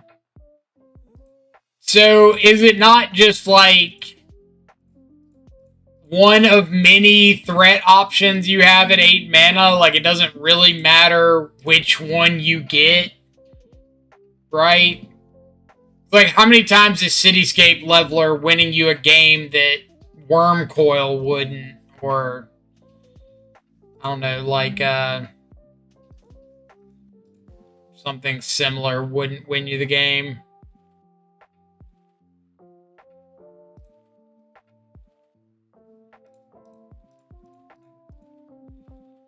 Ugin is usually more powerful. Yeah, that's my thought. Like, Cityscape, to me, looks like a worse Ugin. But, again, I do not play a lot of Tron, so you got to take that with a grain of salt.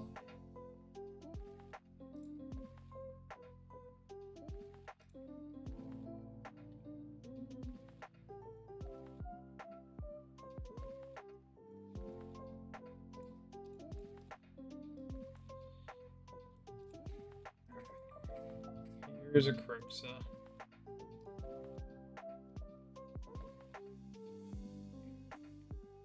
I cannot Kroxa first main phase because I wouldn't have had the mana to Kroxa and dash the Ragavan if I Kroxa'd first. We could have Kroxa and just like cast out the Ragavan, but then we're hitting for a little bit less, making Scourge not as big. Yeah. Take the threat, never see another one. Liberator in, Ease in, Terminates in, Magus, Grudges, Blood Moon. I kind of like this this tiered boarding system with Blood Moon. Like, the first game you bring in multiple, because if you see a moon and they're not playing around it, which they're usually not going to out of like a Jund Shadow deck, then it looks really good.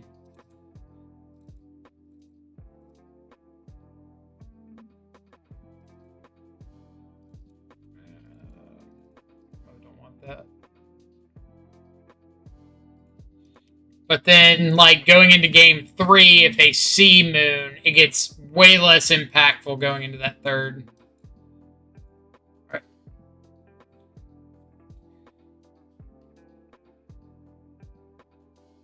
But I don't think it's a card that I want 3 copies of. It's kind of one that if I see and I resolve it, like I'm probably in an okay spot.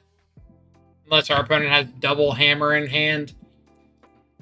So far we're 50-50 on the night calling that bluff.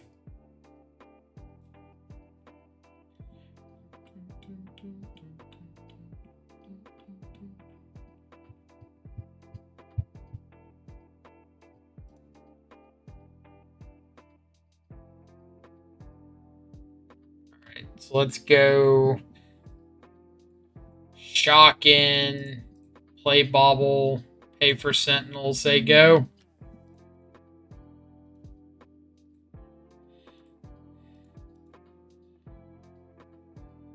They mulligan, so I really don't want to give them extra cards. If they have a Sanctifier, then Goyf is big enough to kind of tussle with that. If they have a Sigarda's Aid Hammer hit me, then I can terminate the Esper Sentinel.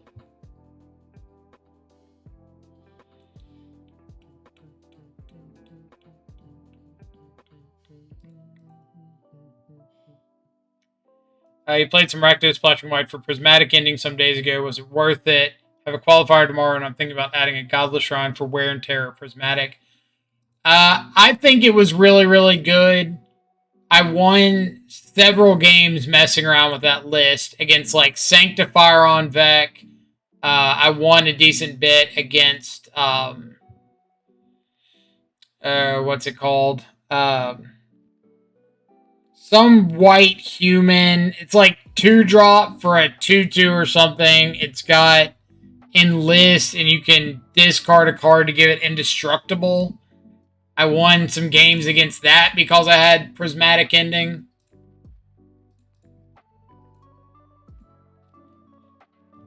I'm going to take a Cauldron Complete. Please don't top deck a Hammer. Or a Sigarda's Aid. That thing.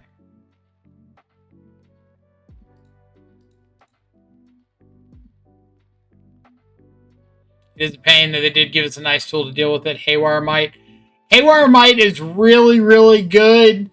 It's really, really awkward when your game plan revolves around staying below a certain life total. But the card is very solid.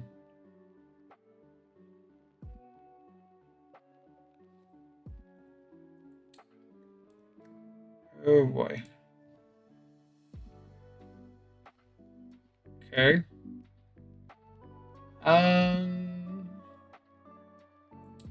I could just get a basic, play out EE on 1, pay for the 2 Sentinels.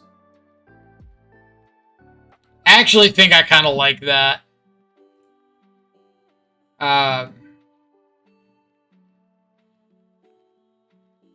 I go to 14. I'm not dead to a Hammer. Or I'm not dead to a Sigarda's Aid. I mean, they can't kill me.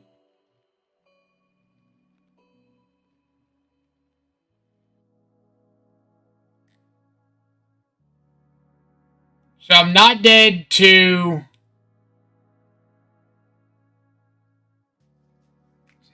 Plains plus Paladin is 13. Well, they can't draw both a Plains and a Paladin this turn. Like, I know they're 2 cards in hand. If they have Aid plus Hammer, yeah, it's 13, but I'd be at 1, and I'd be able to wipe away Sentinel, Sentinel, Hammer, Hammer, Aid, and play... I guess I couldn't do anything else after that, but... I think I'm going for it. I think it puts me in, like, such a good position if they don't have, like, don't top deck exactly Aid right here.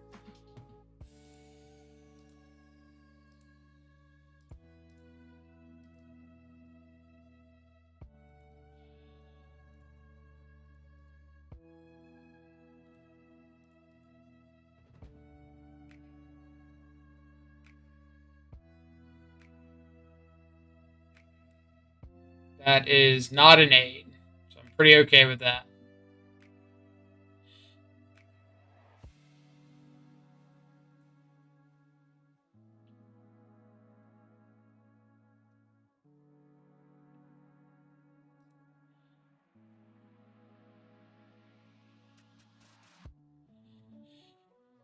Alright, so now we'll just play out Goy and pass.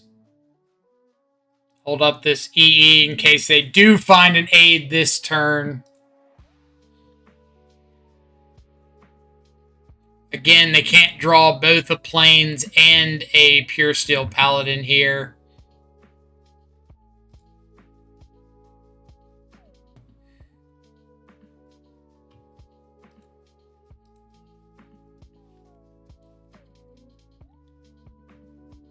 Yeah, they can save one thing, but I'm kind of okay with them saving one thing, right? I think that's pretty reasonable. They have a lot of ways of dealing with one thing.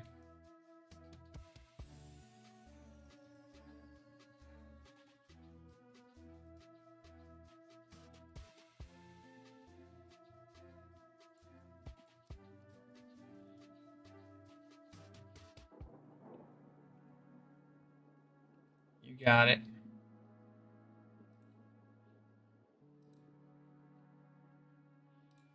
Blacksmith skill's gone.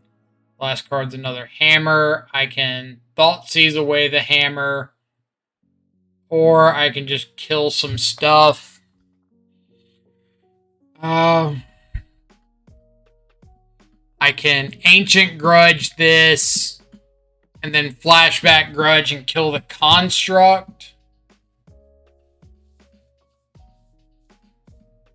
Yeah, I'm not Thought Seizing.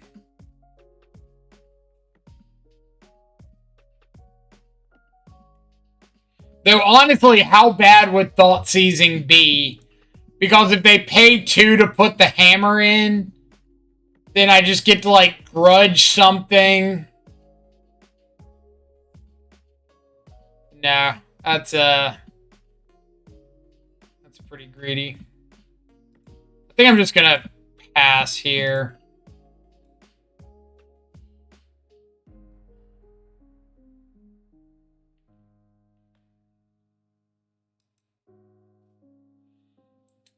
And we will Ancient Grudge the Sentinel. So I don't have to keep paying for this stupid thing. Get out of here. Pass the turn.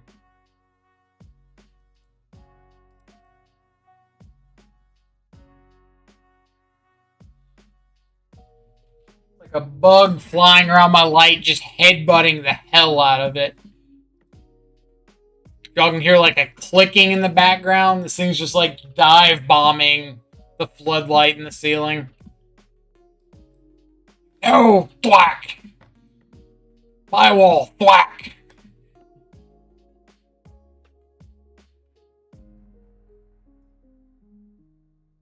Relic of Progenitus. Modern staple, patent pending.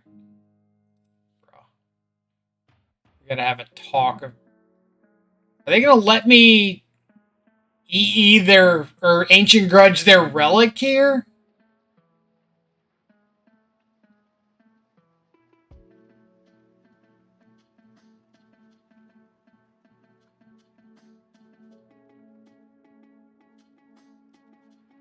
Or am I just taking out a construct?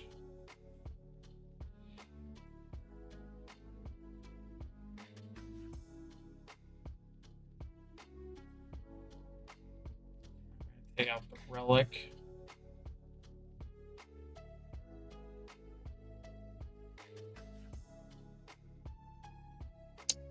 So I think they should have targeted themselves and exiled the Urza Saga.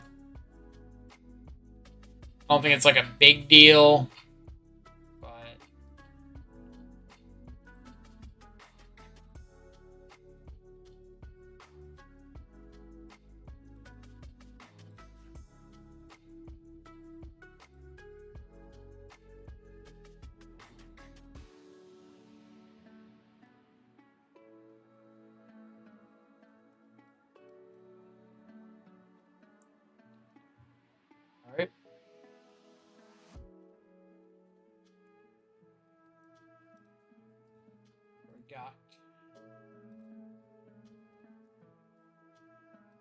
love to pay the 1, please. That one. And just paying the 4 life and dismembering a construct here.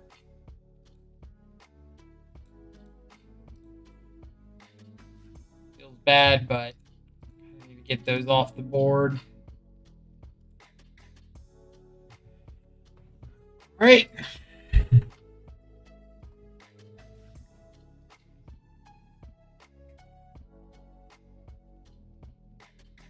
Saga off the top.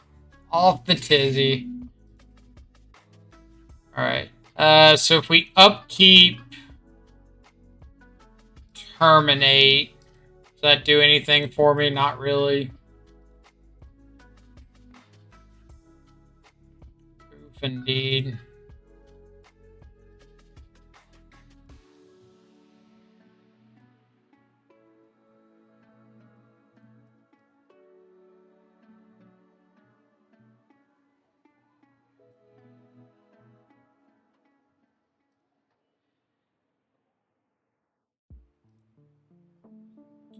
Alright, so we're going to go ahead and terminate the construct.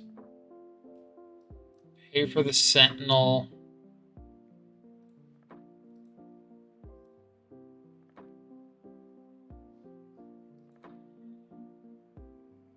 It's a redraw, but I can just see the next card without having to spend mana on it.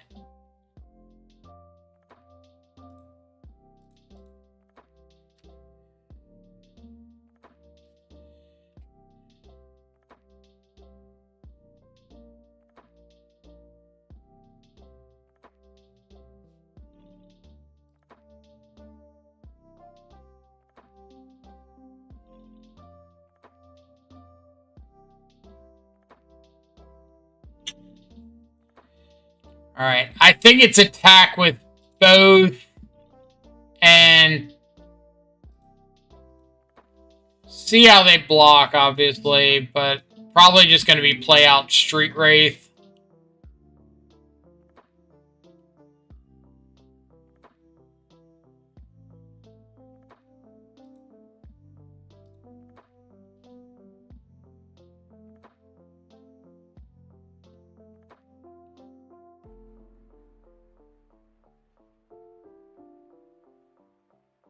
I don't think Battle Rage does anything for me here.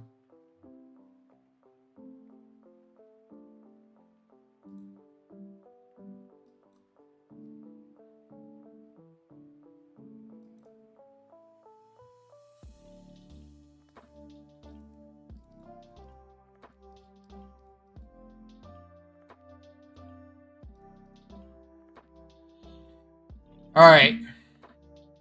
So if they make a construct, they can't get and equip a Shadow Spear.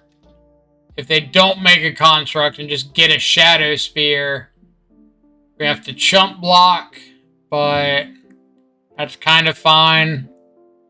Spends our whole turn doing that.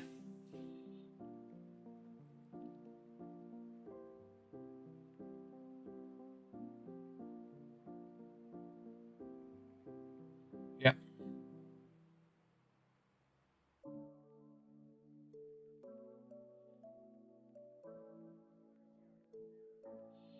Relic of Thing could be. We've already seen one of them. Don't think I can really do anything about Relic, right?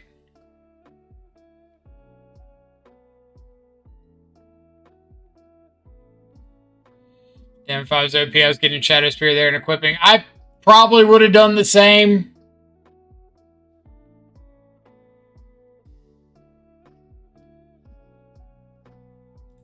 This is 2 to sack.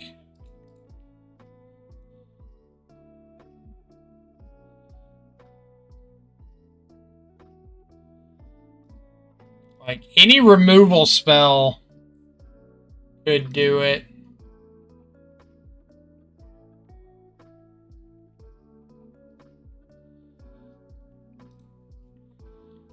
Alright, so we have to attack with Channeler.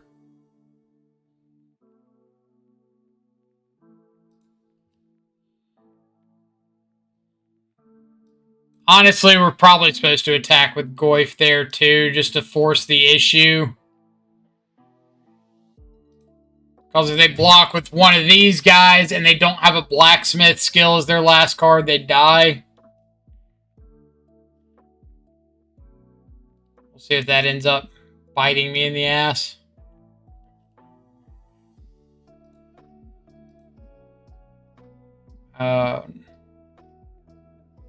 I guess, like, nothing we do beats blacksmith skill.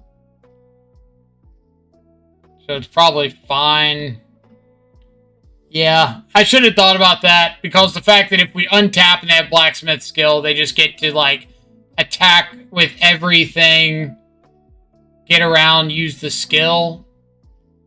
So I should have just said, alright, if I can't beat blacksmith skill anyway, I might as well make them have it right here and not have a blocker, or not have a, they have to block correctly, sorry.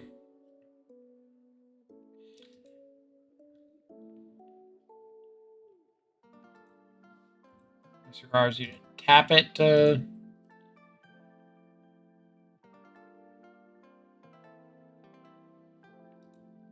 Alright, so they're dead.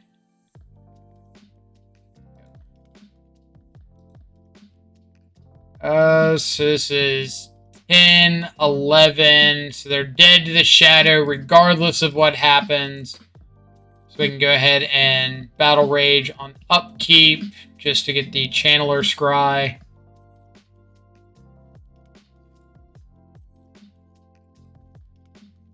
Not that it really matters because they're just dead to the shadow. Nice. Alright, so 3-1. Could have been better. Could have been worse. I've already forgotten what we lost to. Did we lose to Hammer that league? Goldfish. Straight up forgotten what we played.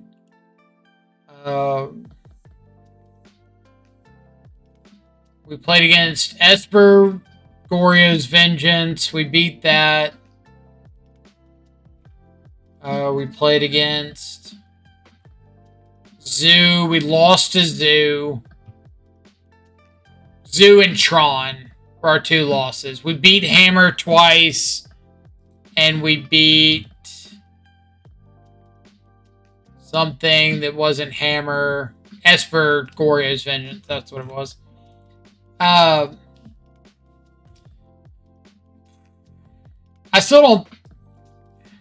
I don't know if I want these Dothy slots. Like, the more I look at a card right here, the more I just want this to be 1 or 2 pieces of Grave Hate. Maybe 2 hearses. Something I just play out and not worry about. And then just devote the extra slot to anything, just about. But Blood Moon has looked solid. Let's open up our pity chest and see if we get an Atraxa. A little shardless agent. Obsidat's Aid. Return target permanent card from the graveyard to the battlefield for 5 mana. Yuck. Broxa did look a little awkward with the basic forest. So I'll probably end up cutting that. I don't think it did like anything the entire league, really. And even when we had the opportunity to traverse, we weren't really going for Kroxa. So I think I'm okay kind of cutting that one out of the equation. Maybe go back to a Scourge, but it'll probably be another piece of interaction of some sort. What that is, I have no idea. Maybe just like a top-end Spyro. Something. Other than that, main deck felt fine. Sideboard, we obviously saw Hammertime a lot this league. I did want to point out, if anybody was paying attention to the matchups very closely, we